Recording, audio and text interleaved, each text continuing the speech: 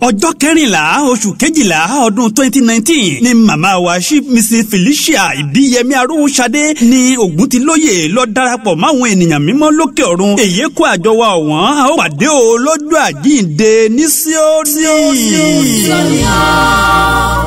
ìlú ayọ̀ Jerúsálẹ́mù ìlú ògo.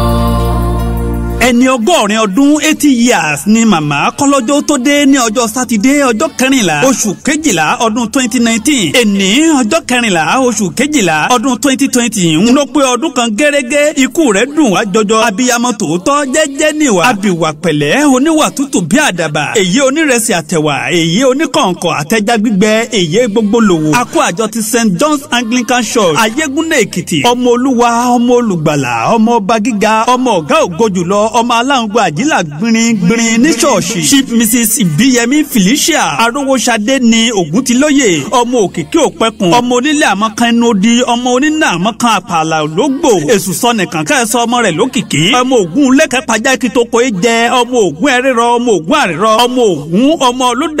olódà mìnìmìnìmìnì láàkọ ẹnu dà kéṣèjì kan mọ́ pàjá ògún lulẹ̀ ṣèkìn láyégúnlé èkìtì ọmọ eléni àtẹ ìka ọmọ eléni ẹwẹlẹ nílé ìyá rẹ nípò ti èkìtì àwọn ọmọ rẹ Ruth Bọ́sẹ̀dé Ọmọ́tádé Modúpẹ́ ẹ̀mí nífàníran Sunday Arówóṣadé Adéyẹmí Alice Àríyọ̀ Folúkẹ́ Akọ́mọláfẹ́ Esther Oríyọmí Fúnkẹ́ Ẹgbẹ́yẹmí àti Rónkẹ́ Ọ̀kẹ́ owó nání kí n máa ké tantantan pé títí ayérayé la ó máa ṣèrántí rẹ o èyí àyèyẹ.